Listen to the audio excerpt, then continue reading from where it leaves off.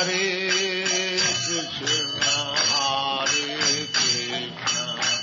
कृष्ण कृष्ण हरे हरे हरे राम राम राम हरे हरे। श्रील प्रभुपाद की जय, गुरु गौरांग की जय। तो आज हम एक बहुत सुंदर लीला श्रवण करेंगे, किस प्रकार से कृष्ण राधा रानी के दही पात्र को तोड़ देते थे, विनष्ट कर देते थे। तो विषय है कृष्ण राधा रानी के दही पात्र तोड़ दिए। श्रीमती राधा रानी अपने सखियों के साथ मथुरा के बाजार में दूध दही बेचने के लिए मिट्टी का बर्तन सिर पर लिए हुए बाहर निकली। रास्ते में श्री कृष्ण और उनके मित्रगण छिपकर देख रहे थे। जब राधा रानी और गोपियां निकट पहुंचती तो कृष्ण उनका रास्ता रोककर अनेकों प्रकार के हास परिहास करते। वे उनके मिट्टी पात्र को नीचे उतारने के लिए बाध्य करते और बलपूर्वक दही के ऊपर की सारी मलाई खा जाते। इस प्रकार प्रायः प्रतिदिन सखियां उनके द्वारा सताई जाती। तो यहाँ पे लीला का क्रमशः प्रारंभ हो रहा है कि राधा रानी और अपनी सखियां अपने घर से निकलकर मिट्टी के बर्तनों में दूध दही लेकर जाती थी अन्य स्थानों पर बेचने के लिए, और कृष्ण और उनके मित्रगण गोपगण छिपकर देखते थे। तो एक दिन जब सभी सखियां राधा रानी जब कृष्ण के निकट पहुंची तो कृष्ण ने क्या किया, उनका रास्ता रोक लिया और जबरदस्ती उनकी मटकियों को नीचे रखवाया और उसके ऊपर जितना भी मलाई था दही के ऊपर सब खा गए। ये खाली कृष्ण नहीं करते थे, उनके सभी मित्रगण करते थे और परिहास करते थे, उनके साथ हंसी मजाक करते थे और ऐसा रोज होता था। इस प्रकार से राधा रानी रोज सताई जाती थी। एक बार सखियां अपने बीच एक सभा बुलाकर गंभीर चर्चाएं की।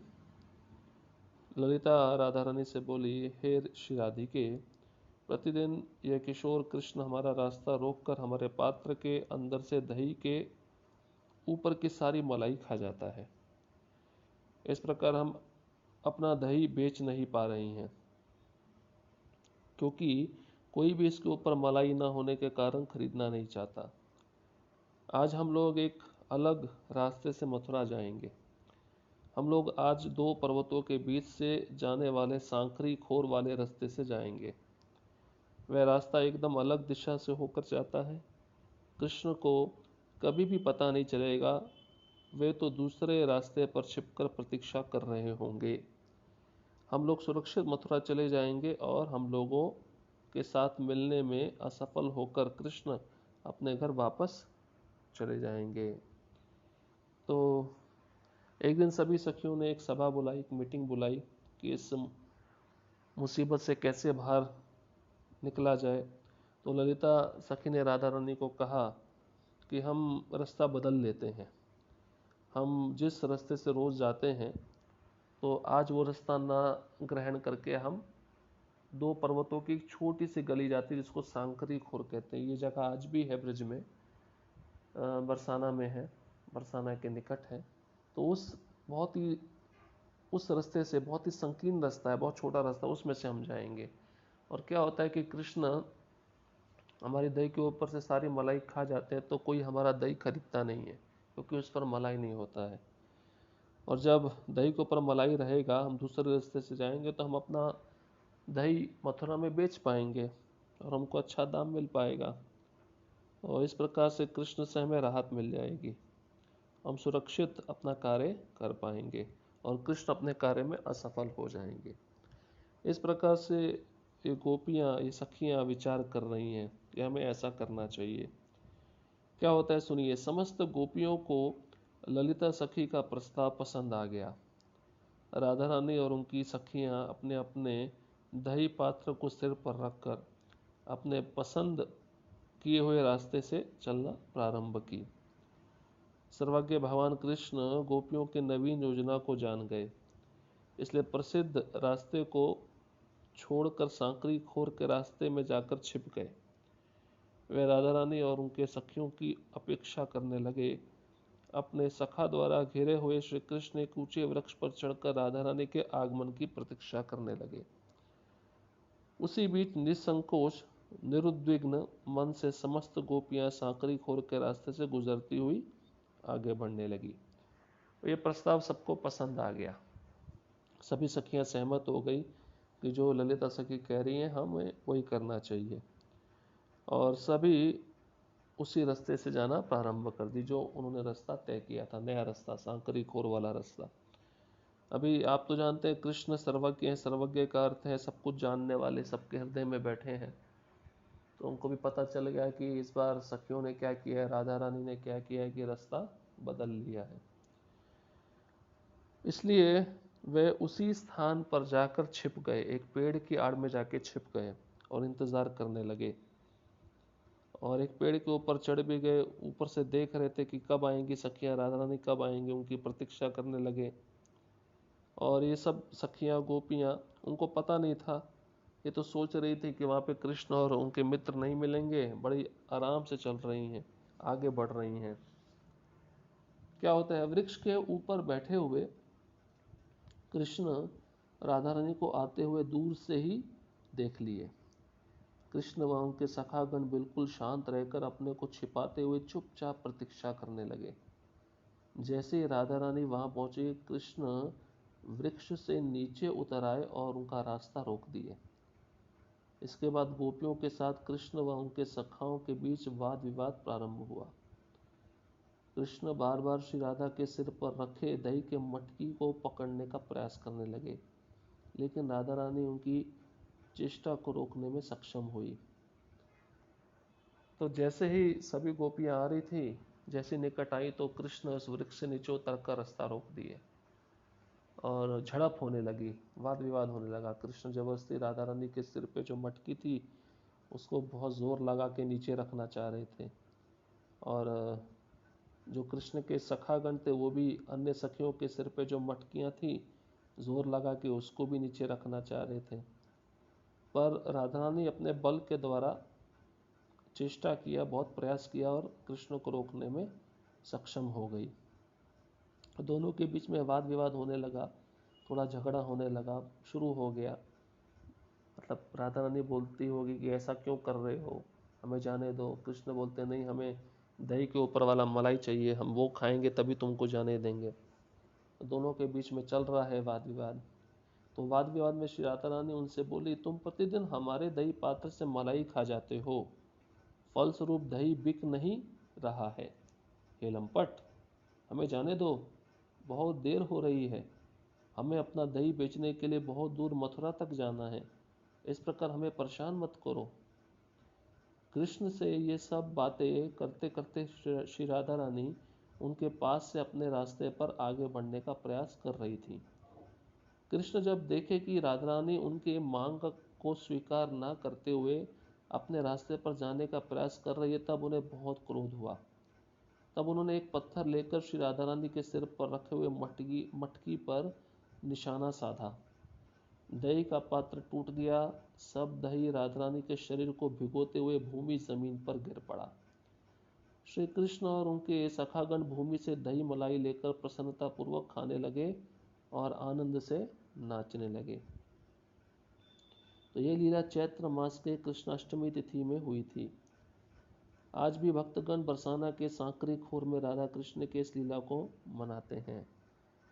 तो राधा रानी कृष्ण को बोले कि रोज हमारे साथ आप ऐसा व्यवहार करते हो, दही के पात्र में से मलाई खा जाते हो, हमारा दही कोई खरीदता ही नहीं है, तो हमें जाने दो, हमें बहुत देर हो रही है, हम मथुरा जाना है और वापस भी आना है, इस प्रकार बहुत देर हो जाएगी, परेशान मत करो। तो कृष्ण से ये सब बातें करते करते श्री राधा रानी आगे चलने लगी और कृष्ण की तरफ कुछ ध्यान नहीं दिया। तो ध्यान ना देने के कारण कृष्ण को क्रोध आ गया। कृष्ण ने एक पत्थर उठाया और सीधा निशाना राधा रानी के सिर के ऊपर जो मटकी था उसको साध दिया, मार दिया। और जैसे ही मटकी फूटी तो राधा रानी का पूरा पोशाक दही दूध से खराब हो गया, और जो जो नीचे गिरा कृष्ण और सभी सखा उसको दही दही मलाई को लेकर खाने लगे और नाचने लगे। तो राधा रानी को बहुत क्रोध आ गया था और ललिता सखी भी बोली हम इसका बदला लेंगे। तो ऐसा बताया जाता है उस समय तो उन्होंने कुछ नहीं कहा क्योंकि बहुत कम मात्रा में थी। तो जब ये सब लीला हो गई तो वापस जब बरसाना गई राधा रानी और एक मीटिंग फिर बैठी। उस मीटिंग में विचार किया गया अभी हम क्या करेंगे, जितनी सखियां हैं राधा रानी की सब एक साथ जाएंगे और इस लल्ला ने हमें परेशान किया, कृष्ण ने कन्हैया ने हमको परेशान किया, तो हम घेर के पिटाई करेंगे, दंड देंगे इनको। तो विचार करके सभी सखियां चलने लगी। अगले दिन प्रातः मटकी सर पे रख लिया, उसमें दही है, दूध है, मलाई है, बेचने के लिए मथुरा के लिए चल पड़ी। चलते चलते फिर सांकरी खोर आ गया। सांकरी खोर आते ही इस बार तो तय कर लिया था जैसे ही कृष्ण हमको रोकेंगे अभी वाद विवाद नहीं करना, सीधा फाइटिंग करना है, युद्ध करना है। तो कुछ सखियों को राधा रानी क्या बोली थी, तुम छिप जाना और जैसे हम मैं आदेश दूंगी तुरंत बाहर आके अटैक करना है सीधा। तो कृष्ण के जो गोपगण थे बहुत कम संख्या में थे और बताया था मधुमंगल बहुत शरारती थे। मधुमंगल केवल खाने के पीछे लगे रहते थे, उनको कहीं से दूध मिल जाए, दही मिल जाए, मलाई मिल जाए, लड्डू मिल जाए तो बहुत प्रसन्न होते थे। और ब्राह्मण परिवार के थे तो ब्राह्मण को भोजन बहुत प्रिय होता है।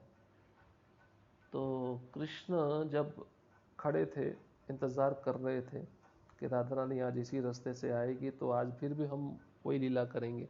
बट कृष्ण को पता नहीं था कि राधा रानी इस बार बहुत ज़्यादा सखियाँ लेके आ रही है। तो जैसे ही राधा रानी और सखियाँ पास में आईं और कुछ सखियाँ छिपी हुई थी तो कृष्ण को लगा ये तो बहुत ही कम संख्या में है, बहुत आसानी से परास्त कर सकते हैं और आज बहुत माल भी मिलेगा खाने को। तो यह सोचकर कृष्ण बहुत प्रसन्न थे। तो अचानक से राधा रानी और उनकी सखियों ने कृष्ण के सभी समूह को घेर लिया चारों तरफ से। घेरने के बाद राधा रानी ने अन्य सखियों को इशारा किया, सारी सखियां दौड़ कर आ गई और इतनी ज़्यादा मात्रा में थी कि कृष्ण भयभीत हो गए कि आज क्या होगा, आज तो हम बचने वाले नहीं है। मधुमंगल बोला आज तो खाने को नहीं मिलेगा, आज तो हमें बहुत घूसे मिलने वाले हैं, बहुत पिटाई होने वाली है, देखो कृष्ण तुम्हारी वजह से हम फंस गए आज। तो बाकी जो गोपगण थे वो तो भाग गए मौका देकर, पर कृष्ण और मधुमंगल को सभी सखियों ने, राधा रानी ने पकड़ लिया और राधा रानी बोली आज तुमको सजा मिलेगी। ललिता सखी ने क्या किया, कृष्ण और मधुमंगल को एक पेड़ से बांध दिया, उनकी जो चुटिया थी, शिखा थी, उसको पेड़ से बांध दिया, जिससे, और उनके दोनों हाथ पीछे की तरफ बांध दिए। बांधने के बाद अभी सजा ये दी गई कि ये कृष्ण जैसा व्यवहार हमारे साथ करता है वैसा ही व्यवहार आज हम इसके साथ करेंगी। क्या व्यवहार करेंगी, तो राधा रानी बोली ललिता सखी को ललिता सखी को एक मटकी लाओ जिसमें दूध, दही और मलाई भरी हो और कृष्ण और मधुमंगल के सिर पे रख दो। जब उन दोनों के सिर पे रखा गया और राधा रानी ने निशाना लगाया, ललिता सखी ने मधुमंगल की मटकी के ऊपर निशाना लगाया, राधा रानी ने कृष्ण की मटकी के ऊपर निशाना लगाया और जैसे ही पत्थर मारा मटकी फूट गई। फूटने से पहले सारा दही, दूध, मलाई सब कृष्ण का पीताम्बर भिगो दिया। मधुमंगल का कपड़ा सब खराब हो गया। मधुमंगल जैसे ही गिरा, मलाई, दूध, दही वो अपना जीवा से चाट रहा है, दोनों हाथ तो बंधे हुए हैं, हाथ तो खोल नहीं सकता है और जीवा से चाट रहा है मुंह के ऊपर। और बताया जाता है कि बाद में कृष्ण बोलते हैं हे राधे, हे राधा रानी, बहुत दर्द हो रहा है, आपने बहुत जोर से मेरे हाथ बांध दिए हैं, खोल दो। तो राधा रानी बोली तभी खोलूंगी जब तुम मेरे से वादा करो कि आज के बाद तुम ये शरारत मेरे साथ या मेरी अन्य सखियों के साथ नहीं करोगे। तब कृष्ण आश्वासन देते हैं हाँ ठीक है, मैं आज के बाद ऐसा नहीं करूँगा। ऐसा भी बताया जाता है कि ये सब लीला करने से पहले राधा रानी ने अपने वस्त्र कृष्ण को पहनाए और कृष्ण के वस्त्र राधा रानी ने पहने, जिससे ये पता चल पाए। और जो मेकअप राधा रानी का था वही मेकअप कृष्ण का किया गया, एक एक स्त्री के रूप में कृष्ण को प्रदर्शित किया गया।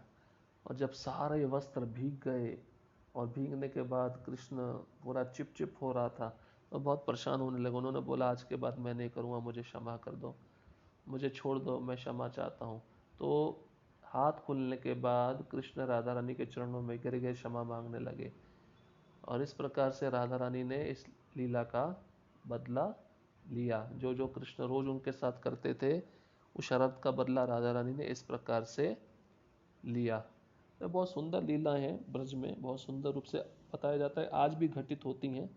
जो ब्रज के ग्वाल हैं आज भी वही लीला उसी स्थान पे प्रदर्शित करते हैं। वो प्रदर्शित क्यों करते हैं? क्योंकि कृष्ण और राधा रानी के जो प्रेम संबंध है उनके हृदय में निरंतर बना रहे, उसका स्मरण उनके हृदय में बना रहे, उनका चिंतन उनके हृदय में चलता रहे। तो ब्रजवासी बहुत प्रेम करते हैं कृष्ण को। कृष्ण के अतिरिक्त और राधा रानी के अतिरिक्त वह किसी को भी जानते नहीं हैं। इस प्रकार से कृष्ण राधा रानी के पात्र को तोड़ते थे। तो आज लीला हम यहीं पे समाप्त करते हैं। श्रील प्रभुपाद की जय, प्रभु गौरांग की जय।